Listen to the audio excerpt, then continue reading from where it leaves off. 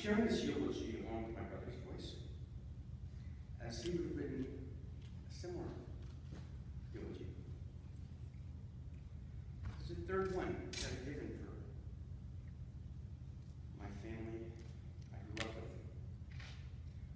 on this beam.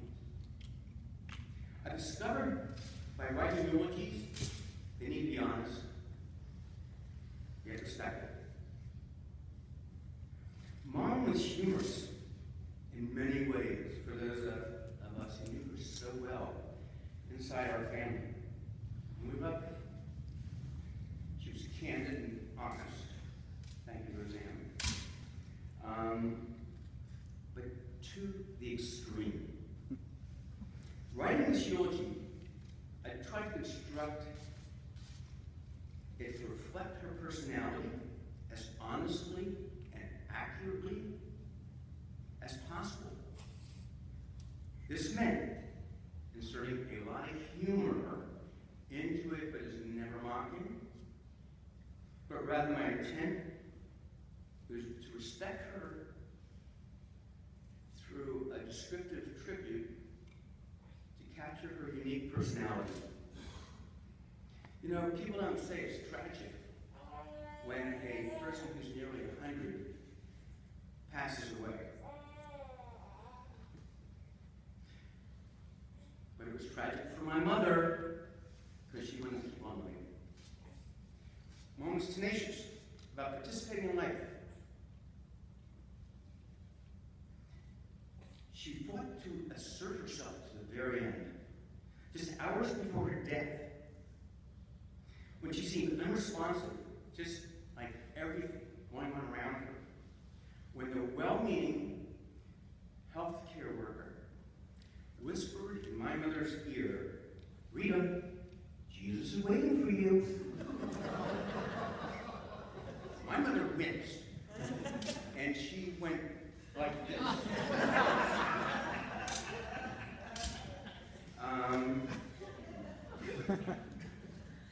Mom always lets you know what was on her mind to the very end. Out of spite. I think she just hung around a little bit longer to keep Jesus waiting before she passed on, along with the rest of us.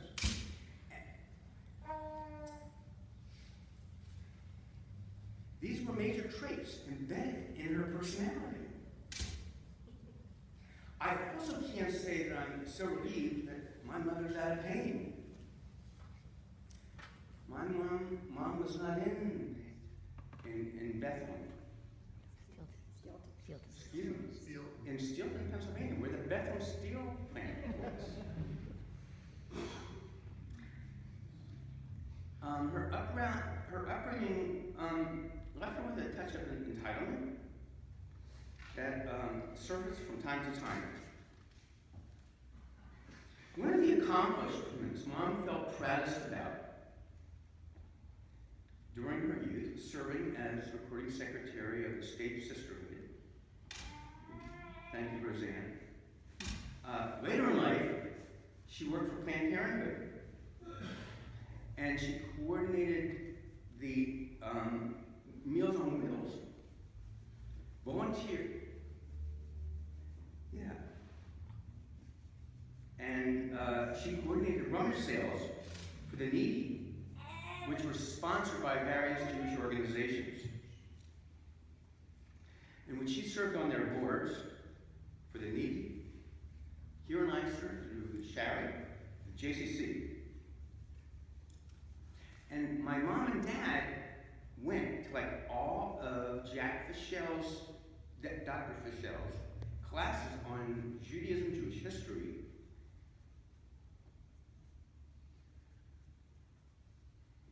Until they left Leicester in 1985. But there was a dark side that lingered from my mom's youth that kept her angry her entire life. She felt that her strong, very autocratic, Russian-born father who spoke in Yiddish, well, a strong Yiddish accent, who was a committed classical reform Jew, privileged her brothers over she and her sister. Her brothers were allowed to go to college, but she and her sister Margie, they weren't. With her stern disciplinarian father, they took driving lessons, and during it, Mom, she looked in the mirror at herself. My grandfather, her dad, took away her driver's permit for the next year. And she ended up working in his office, and she lived at home until she got married. And she never got over the unfairness that she felt from her controlling and strict father. And then when she did get married, she was attracted to a man, my dad, of humble roots, who was the eldest of 8 siblings from a first-generation, hardworking, Polish, Hungarian family in Stedel of Scranton, Pennsylvania.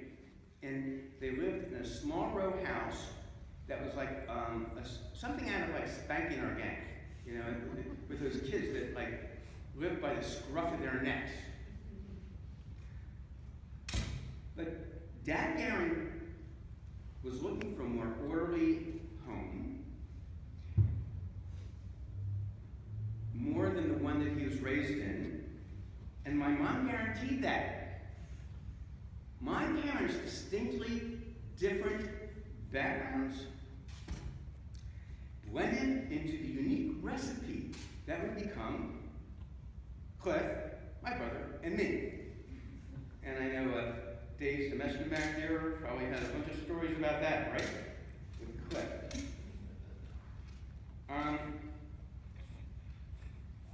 My mom's anger at her controlling and strict father might explain why she became a very strict and controlling disciplinarian herself. She had a clear sense of what was right and proper, and insisted that things be done her way. Tolstoy starts out Anna Karenina saying, all families that are happy, gotta quote Tolstoy right. All happy families are alike. Each unhappy family is unlike in its own way. My brother and I were raised in a happy family, but we made ourselves happy in our own way. To do this, we resisted Mom's control by using subversive humor as a defense against critique.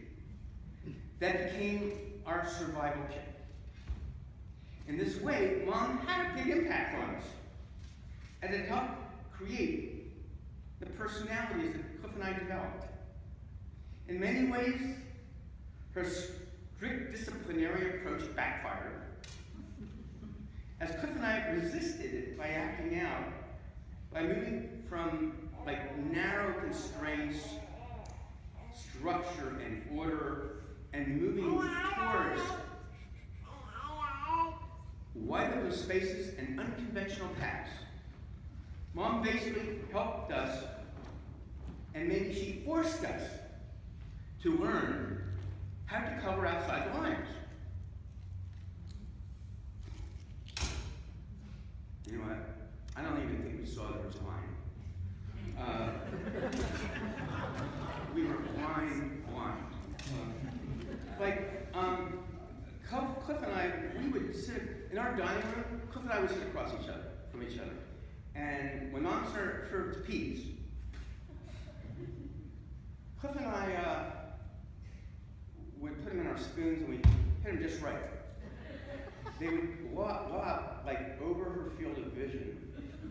And we'd catch them in one another's mouths, and Mom didn't see a thing.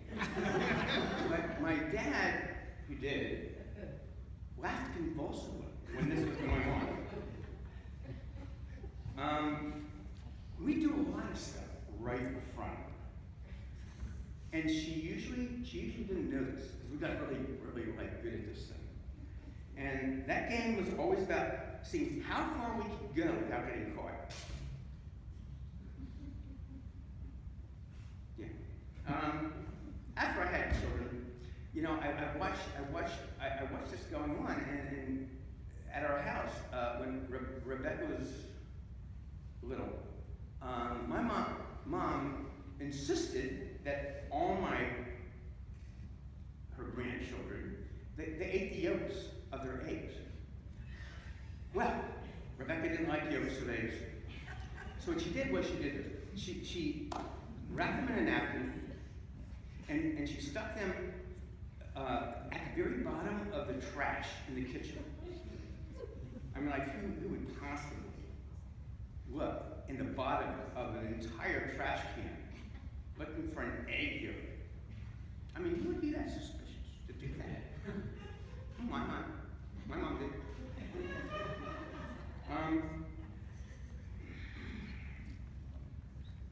You know, but in this kind of way, she helped all her grandchildren become very clever. But Naomi did some research, and I don't know how or why she thought of this, but she, when Mom passed away, she looked at my mom's school, high school. There was something in the newspaper. It was a who's list of Stilton High School. So this is what she found among all the other names that were listed there for different categories. My mom's categories: most popular, Rita Firestone. Last name was Lerman. Most talkative, Rita Firestone. Best arguer, Rita Firestone. Biggest bluffer, ditto. Office pest, Rita Firestone. Gigolette, which was a word that I didn't know until Naomi sent this definition. Gigolette, Rita Firestone. Gigolette's a woman who seeks the company and support of rich older men. But like I said, my dad was from very humble roots and wasn't rich. You can't always get what you want. As a kid, I thought my mom couldn't hear, which explained why she yelled so much and so loudly at us. I also thought she felt we both had poor memory. And so she'd repeat things over and over again, like 30, 40 times, until we did what she wanted. But this didn't work as well as she would have liked. It might have even spurred us on to continue doing the very thing that she so persistently and relentlessly tried to keep us from doing. Cliff smoked, and she bombarded him with, he didn't just smoke, he was chain smoking. And she sent him about 500 newspaper clippings about this. I mean, they were all about the hazards of smoking and ways to stop. In defiance, Cliff would open those letters, and he'd take out the article, and he would take out the article, and he would go and he'd light a cigarette, and he'd read it while he's smoking. Denise and Mary, back there, we all work together. Family business. Thank you for being here. When I was at the University of Tel Aviv, Cliff is living on a kibbutz up at Roshin. It's the northwestern part of Israel, at the corner where it touches Lebanon along the Mediterranean. And I'd visit Cliff on weekends. He was living there. And Cliff would perform this ritual of pulling out the letter lighting a cigarette, taking out the article, and read the article, everybody, while smoking, and everybody roared laughing. But you know what? In the back end, it wasn't so funny, because my brother ended up dying of lung cancer from smoking. So mom wasn't right. Mom was right. Age 50. And you know, I don't think Mom ever really understood the dynamic to understand that. And probably a lot of other stuff that we did, just dafka, as we would say in Hebrew, just inspired. Well, my mom was endearing and loving, but mostly that she was funny, but she didn't try to be funny. What made her so funny was how extreme she was about things in a very extreme way, and she expressed, it was the way she expressed her extremeness. She was direct and extreme.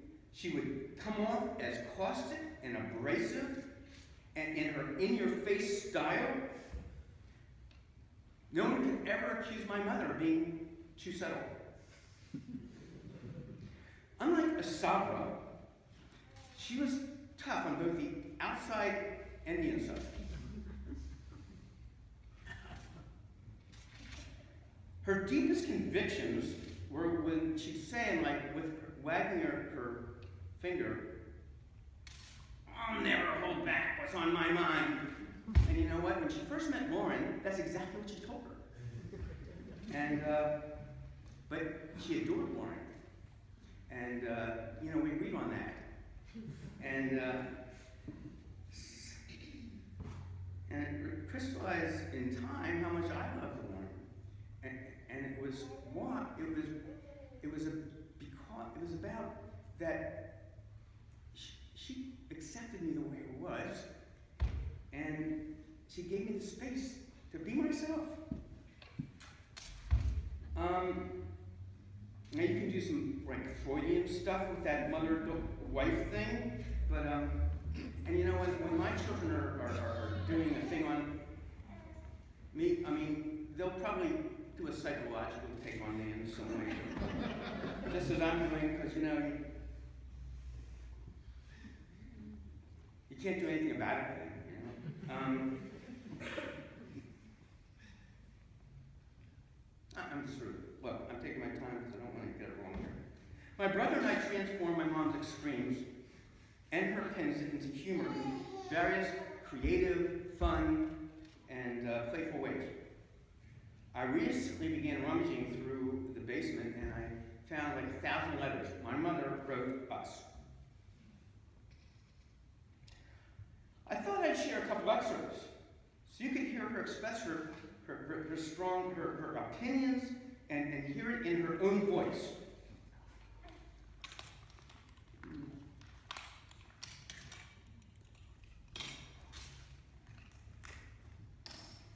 Okay, 1970.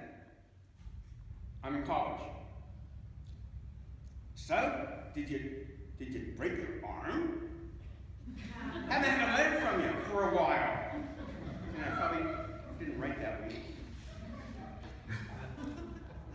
Okay, look, this is February 1972.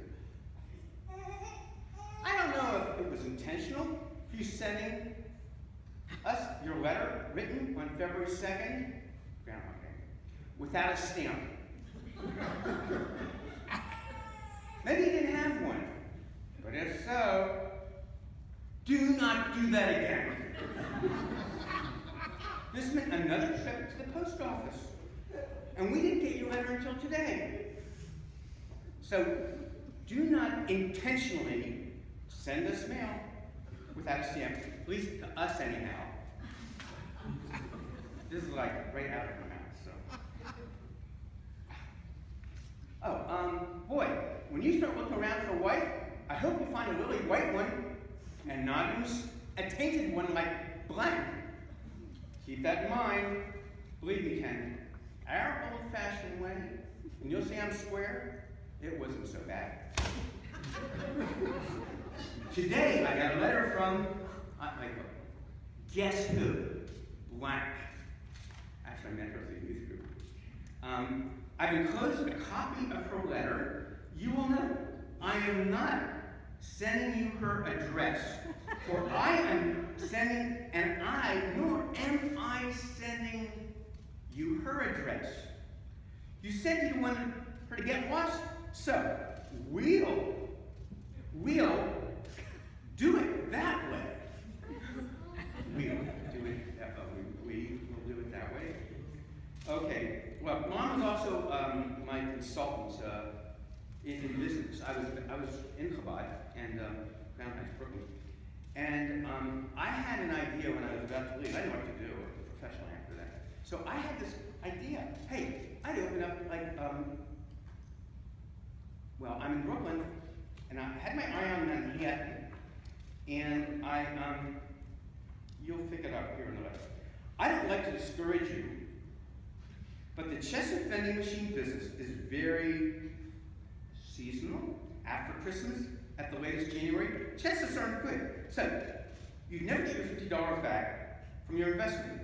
By the time you pay back that investment, the season would be over. Why don't you go out and get a job? No investment. You know, that's sort of, Warren kind of gave me the same suggestion. And, I don't think my brother nor I were really fit to work really for full-time for anyone.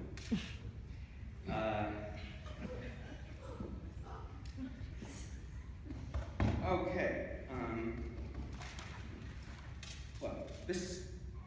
Having a family business dedicated to industrial clean products resulted in a very sanitary and hygienic household. And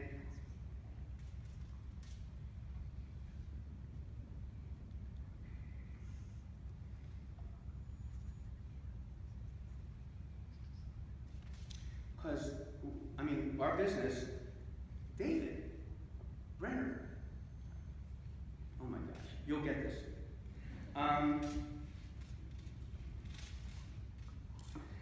So we had, because being in that business at home, this hygienic, sanitariness was something that she was done with a passion and zeal. And it also came up when we appeared outside our homes. The way we appeared, sanitary, that was really important to her, and it was almost obsessive. So the messiness of the 60s was completely incompatible with my mom's sense of cleanliness, order, and conformity. Her agitation increased profoundly when the times they were changing. During our college years, with our wild long hair and our beads, when we came home, Mom would not even go out it was Steve Yina's food fair, now a Giant. She would go to the grocery store with us in public because of our appearance.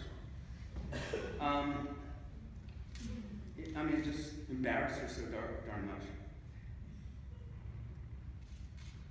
Now, here are excerpts from letters that my mom wrote to me when I was in the commune in LA doing social work in 1970. And you'll see she wasn't real thrilled about this.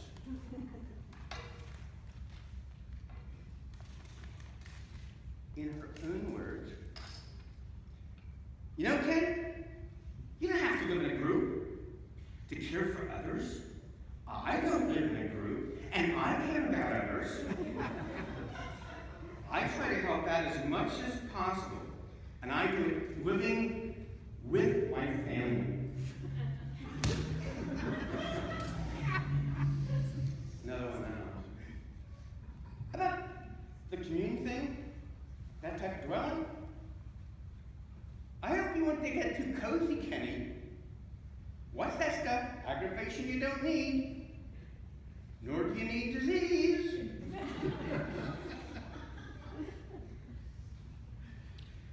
Be wise, use your head, all cap letters. Also, you promised us no drugs. And we hope you'll keep your promise. Now, look, it's 1970 and I'm living in LA, okay? Love you a billion, mother.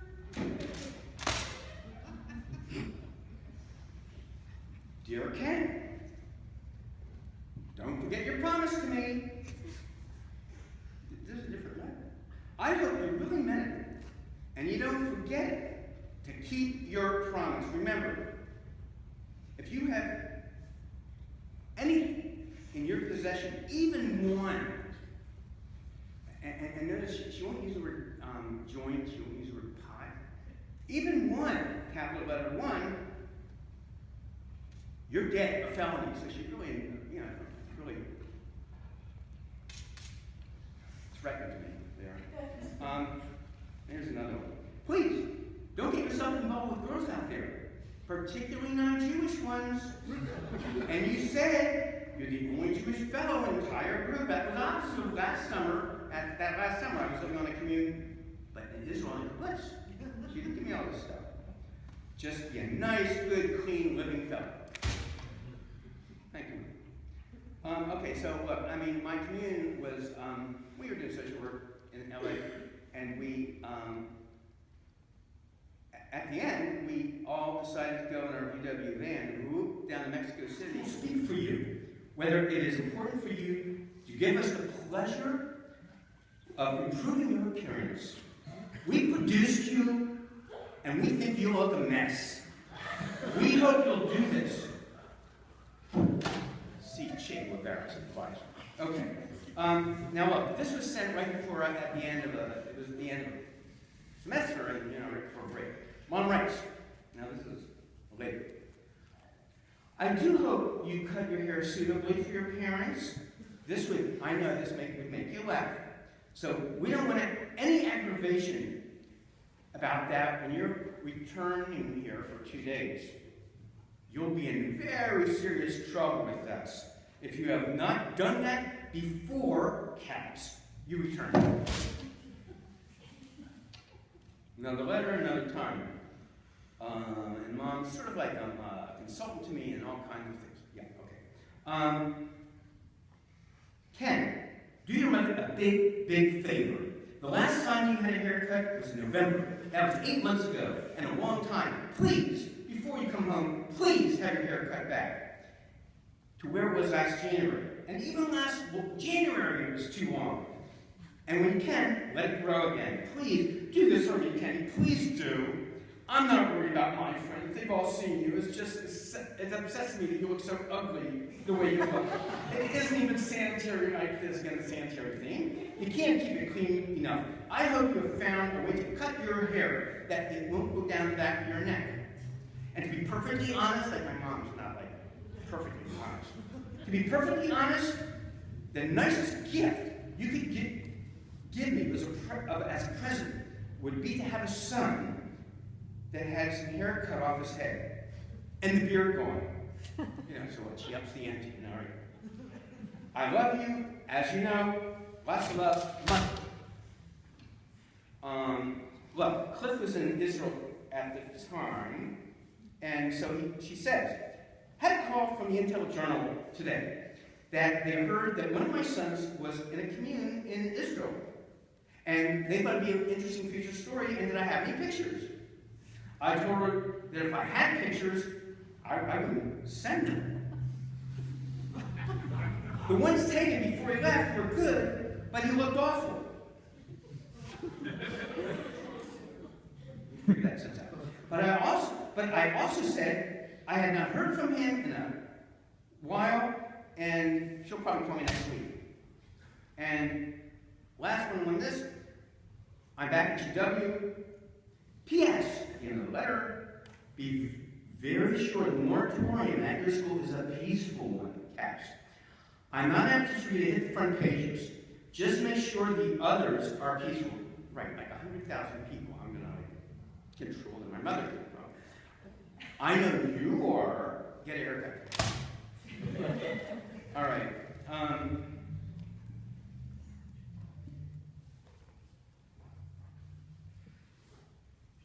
Look, after completing my undergraduate school, I came home from Brooklyn, where I was living with the Hasidim. I was wearing my garb, I had my black hat, my shirt with my CC sticking out under them. I had my scruffy beard, which really looked like the old hippie beard. Had a buzz cut, and I had payut, earlocks. Mom confessed she preferred my hippie look. Because I at least looked like everybody else. Conformity. I never made things, it made things a lot more complicated when we went out in public.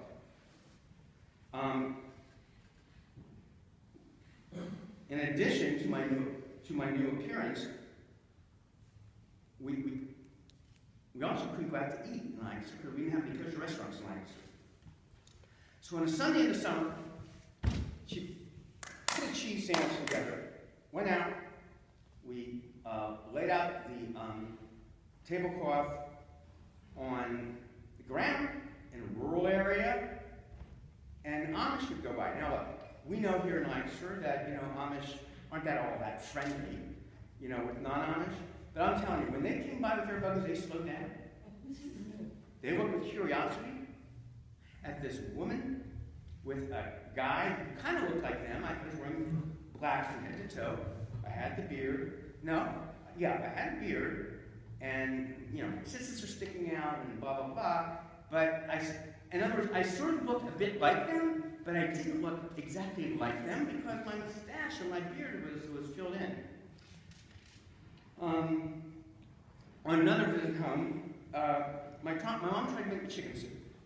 And, chicken soup does deeply represent the connection between a kid and their mama in a Jewish family. And but my mom was beginning to slowly accept my way. And despite her aversion to any non-reform observance, she located a kosher chicken, she bought new utensils, she cooked me a soup, but I knew that they weren't dipped in a mikveh water, and I wouldn't taste the soup. And to this day, I feel terrible that I didn't taste that soup and did not appreciate the effort that she went into making it to make me feel comfortable when I came home. At a later point in my life, I had her soup, and I appreciated it even more. Well, here's a couple excerpts from those Chabad days with Hasid. Sorry. Dear Kenny, excuse me, Chanel.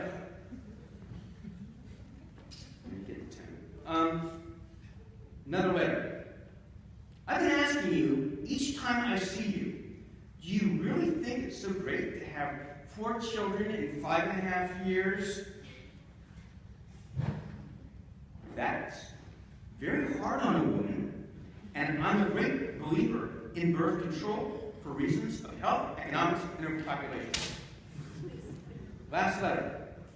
My yeshiva, when I went there, and we were there a couple weeks, and then we went to a camp up in Catskills, and it was a bungalow colony.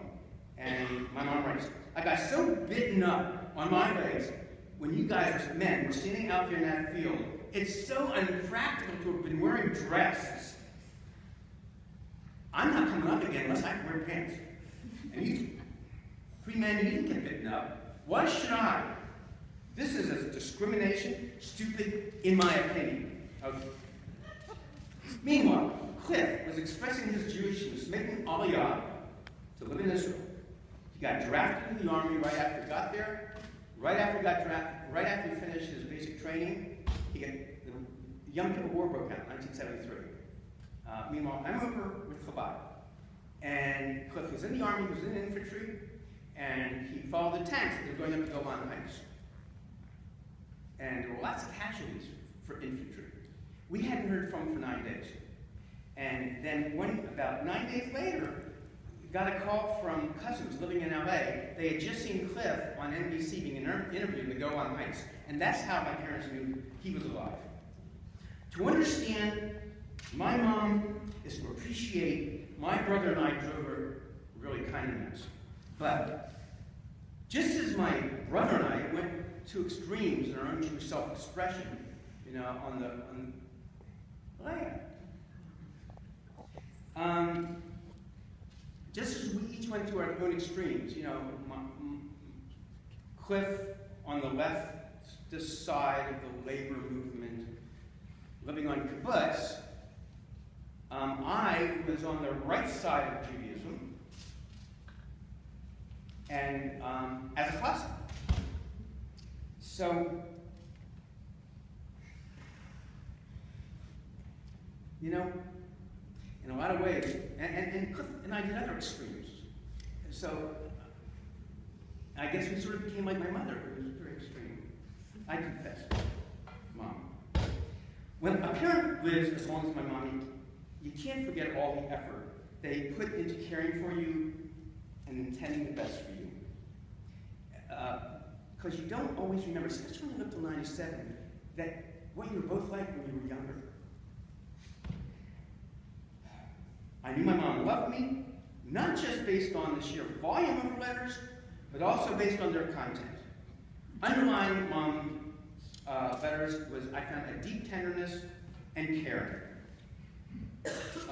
My mom's, some letters were typed, like this one, nicely, and others were just pure scribble.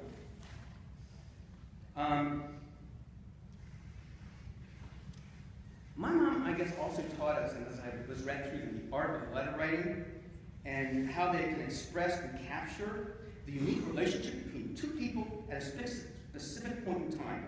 Like in archaeological dig, they uncover exactly what happened back in those days. As far as Cliff and I traveled, Mom would never let us feel alone. And she'd never let us forget about it. In fact, she never made us actually ever feel like we left home. Home was wherever we had a postal address that she could write to.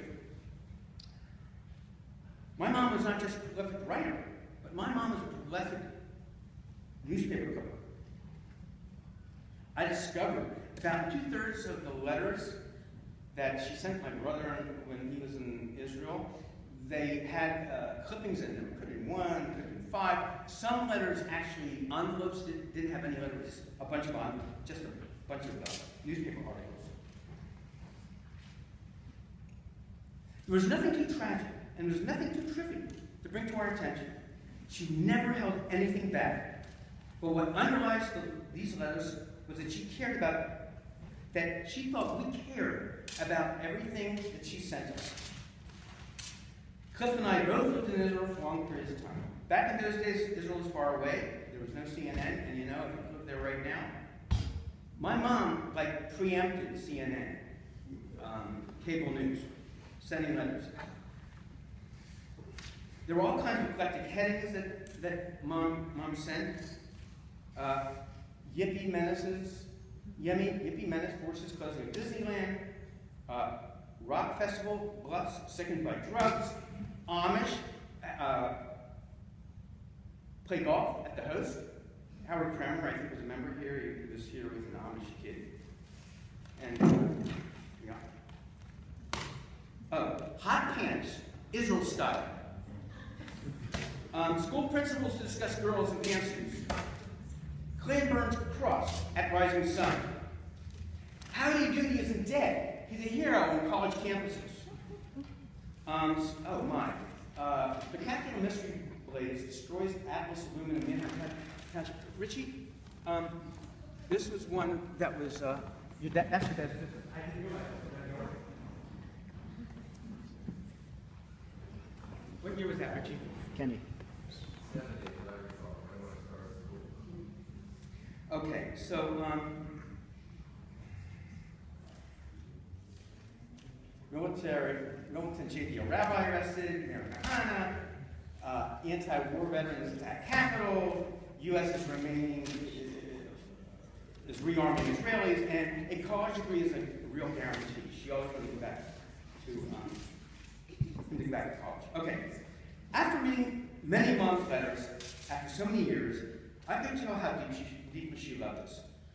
Yes, she was persistent, she was willful, she was demanding, she was stubborn, she was relentless, but she also spent like the hours that went into writing those letters and doing those clippings, kept us up to date with what was happening at home. She went to my track meets, Cliff's tennis tournaments, helped us do our homework, she typed our school papers, she drove us back from detention, she sat on our beds at night to say the Shema with us, she carpooled us back and forth to Sherry Shemayim on Sundays, and she also tried to cook us chicken soup, and that is called love. She was also a social philosopher, my advisor in the love of marriage, business, religion, politics, personal hygiene, hair care. We had a special relationship, and I love her. I love to make her laugh. She supported me in every wild venture I ever took, and she loved to hear the tales when I got back. When I came to visit her weekly in her room at her adult care facility, when she looked up and she saw me, I would see her face light up. I'll miss that. During one of my last visits to Mom, she looked up at me like a delicate, fragile child with her open eyes wide open, but she didn't recognize me anymore. Yes, she frustrated me, frustrated her. And yes, she made me laugh, but now she makes me